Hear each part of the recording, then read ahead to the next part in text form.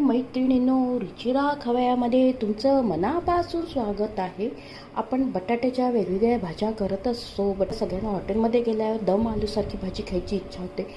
आपण घरी करणारे दम आलू अशी भाजी. याच्यासाठी लागणारे साहित्य बघूया. हे आपण बटाटे उकडून घेतले आणि याच्यात आपण वेलची घेतली, लवंग घेतली आणि मोठी वेलची आणि जिरे हे आपण थोडं मिक्सरमध्ये वाटून घेणार आहे. हे जिऱ्याची पावडर करणार आहे.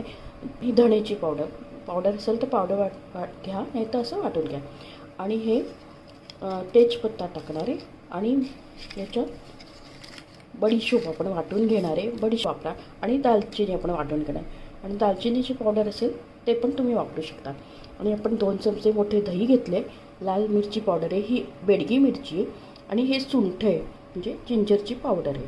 आता आपण हे मिक्सरमध्ये हे वेगवेगळे वाटून घेणार आहे. म्हणून आता हे पण जिरं, लवंग, मोठी वेलची आणि छोटी वेलची हे आपण पावडर करून घेऊया.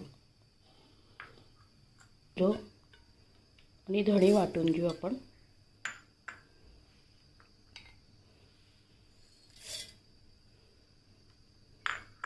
दालचिनी टाकते. त्याच्यात धणे, जिरं आणि दालचिनी वाटून घेतली असेल. तुमच्याकडनं बडीशोप वाटून घेऊ. बडीशोपची पावडर असेल ती पण तुम्ही टाकू शकता. आपण तेल तापत ठेवले. त्याच्यात आपण बटाटे घेतले. हे बटाट्याला आपण करून घेऊ सगळीकडनं. म्हणजे आपल्याला बटाटे आपण तळून घेऊ सगळे. आणि हे आपण तेल तापत ठेवले येतं आणि आता बटाटे तळून घेऊ सोनेरी रंगापर्यंत. इष्ट होते त्यांनी तळताना थोडं तुम्हाला वेळ प्रमाण झाले. आता आपण काढून घेऊया. सोनेरी रंगावर तळून घ्यायचे म्हणजे इथे भाजीची चव एकदम छान भन्नाट होते. आपण ठेवले. त्याच्यात आपण तेजपत्ता टाकला आहे. ही वेलची, छोटी वेलची, लवंग आणि जिरे वाटून घेतलं होतं ते टाकूया. याच्यामध्ये ही बेडगी मिरची मी जास्त घेतली, तिखट नसते. घेऊया छान. आपण 3-4 मोठे चमचे दही घेतले ते टाकूया. दही टाकल्यावर तुम्ही थोडंसं पाणी टाका म्हणजे आपला मसाला जळणार नाही. बडीशोपची पावडर घेतली ती टाकूया. हे सुंठ आहे, जिंजर पावडर ती टाकूया. गॅस एकदम स्लो ठेवायचा.